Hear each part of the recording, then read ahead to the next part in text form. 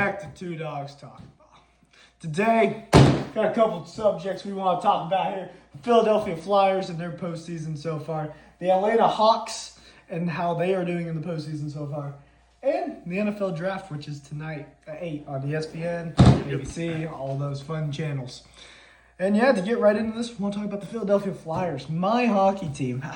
What a great start to the playoffs it's been for us, Up 3-0 on Sidney Crosby and the Pittsburgh Penguins. Trash player. Okie dokie. I don't know if I'd go that far because he Overrated. still owns my franchise. Don't matter. But he's a great player. He has 1 point this postseason. Noah Juleson has more points than him. Rasmus Ristolainen has more points than him. Nick Seeler has more goals than him. It's been crazy. We won 5-2 last night. Owen Dippett scored. Noah Cates scored. Rasmus Ristolainen scored.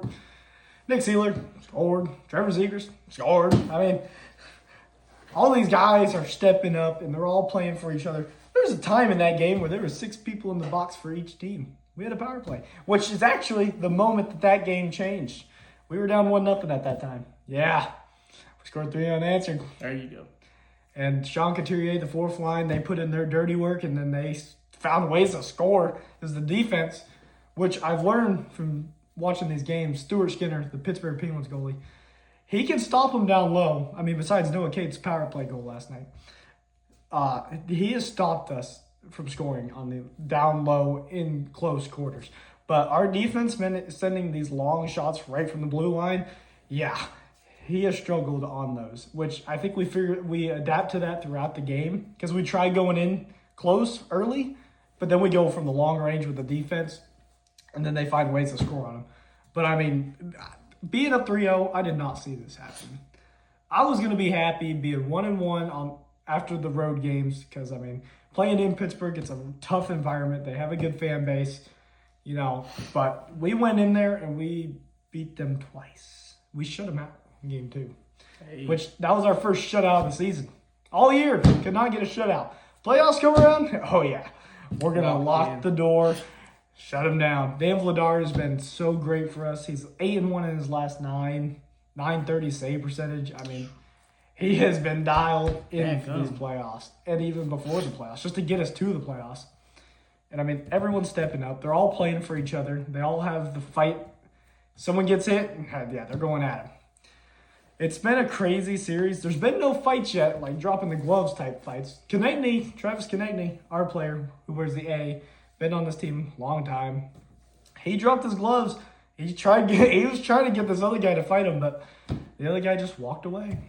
I don't know what he was doing. Which in the end, the other guy got a 4-minute penalty, which led to us getting a power play goal and the momentum just turning and leading us to a big win, 3-0. Hoping for a sweep on Saturday night. I think it's on TNT that night. TBS. My bad. TBS at 8 o'clock. Puck drop will be 8:25. Pregame will be starting around 8.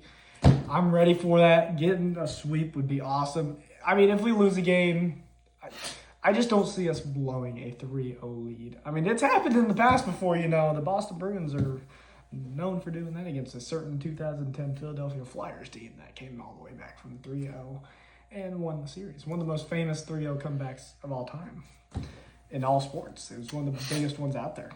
And, I mean, it can happen. It can happen. Anything can happen. Yeah, it's playoff time. But from what I see from the Flyers right now, they are not slowing down right now. And, I mean, the NHL playoffs, they're just so much fun. I could watch any game. Oh, dude, any game. Because it's so fast-paced moving. They're all hitting each other. Like, we average 36 hits a game in the regular season. We're averaging about 45 a game right now. I mean, in the hockey, the playoffs, yeah, you better be ready to take a couple hits because everyone's throwing their body on the line for this. It's a wild thing. I think the NHL playoffs is in my top 3 playoffs around all sports. Oh, yeah.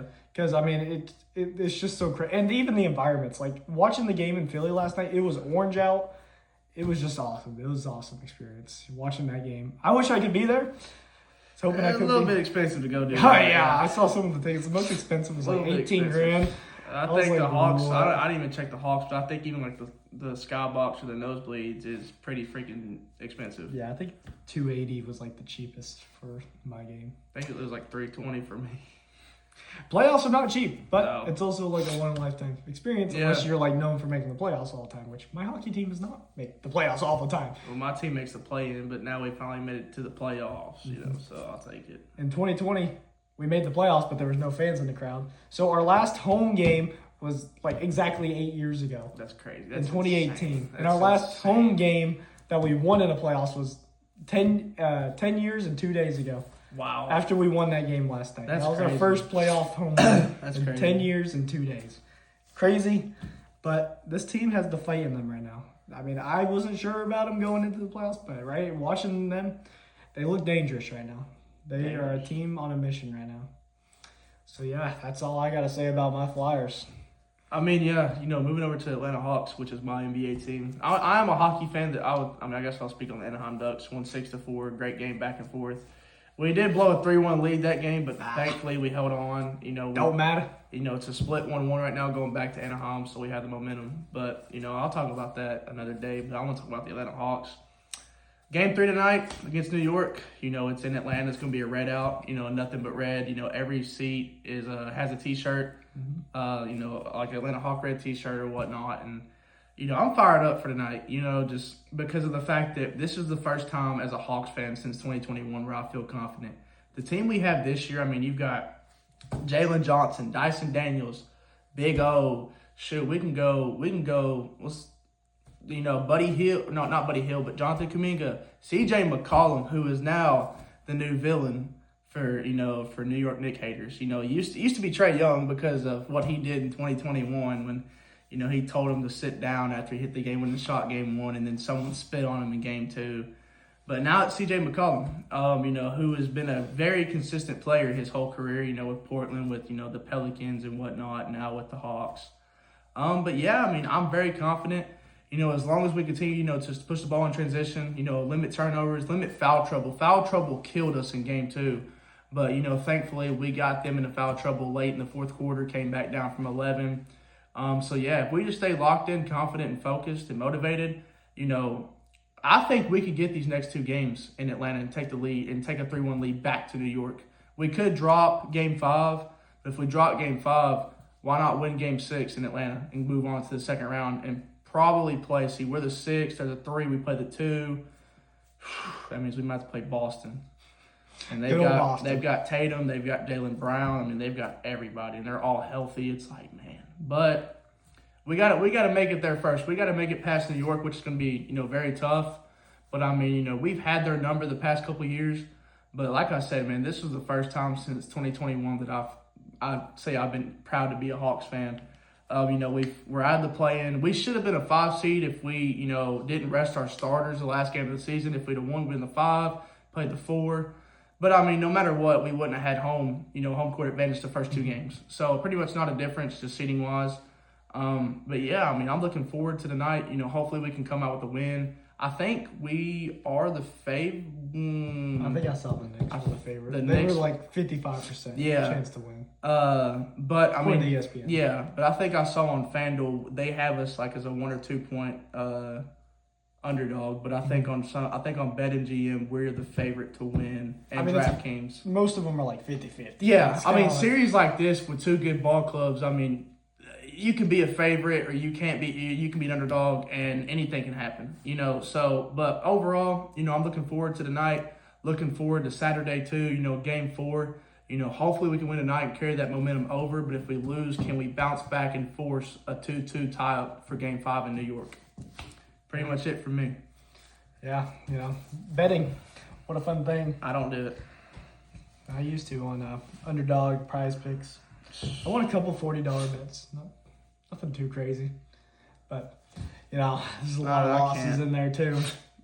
I can't. I don't care for the player bets. I prefer betting on teams. Like a parlay, like a team parlay. Instead of betting on a specific Oh, player yeah, to hit yeah. that many points or Like points, rebounds, assists combination for basketball or which it seems easy. It's like, oh yeah, he Yeah. just has to get 40 of those. I'll tell you He what, does anyone all that every had, day. I would feel so bad for anyone that had Bam Adebayo as the under that night when he dropped 83.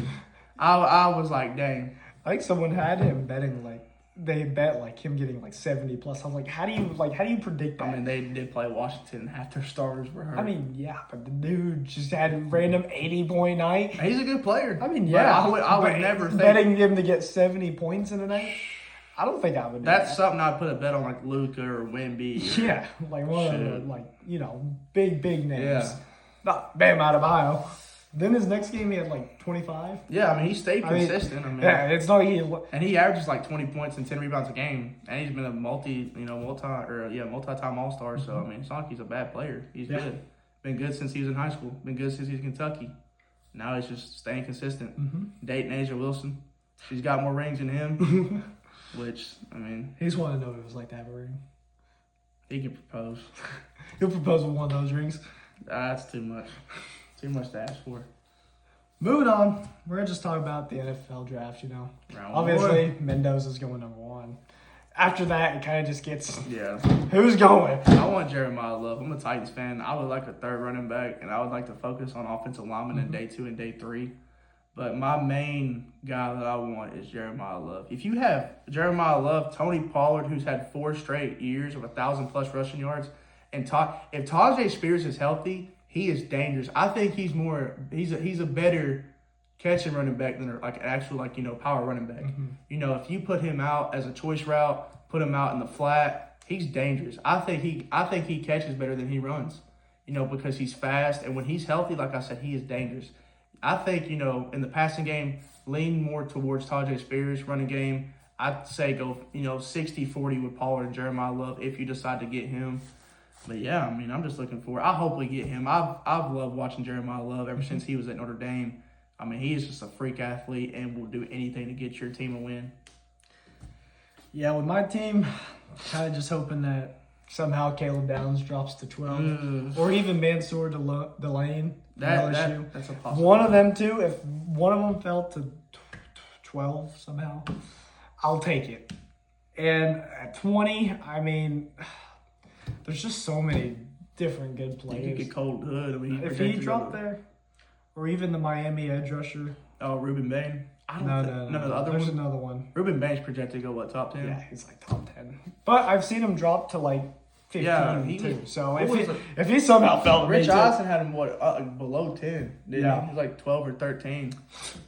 And I mean, yeah, obviously Downs is the dream. Oh, yeah. I can see it happening, but I also can't see it happening. The Giants might win. CJ Allen, the Georgia linebacker. Oh man, we need linebackers.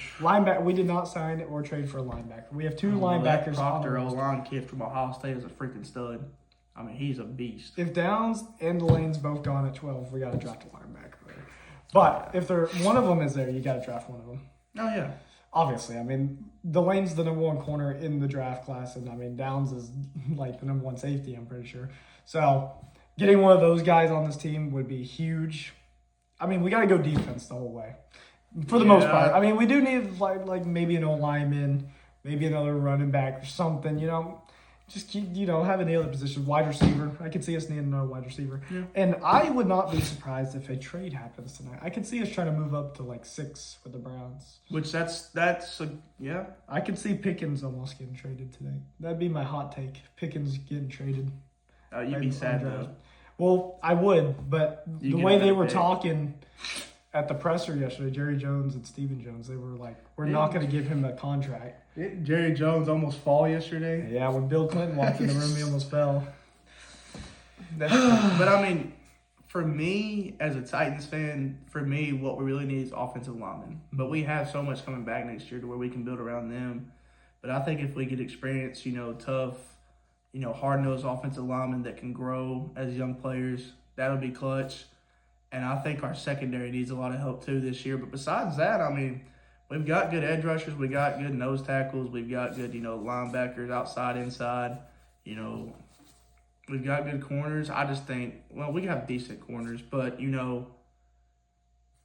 who's to say how good the Titans look this year depending on how this draft goes? For me, when we did like the second or third episode of the podcast, I mean, you focus more on like the trades, but I focus more on like the draft because the trades came natural to the Titans. Got 2 or 3 receivers, got a tight end.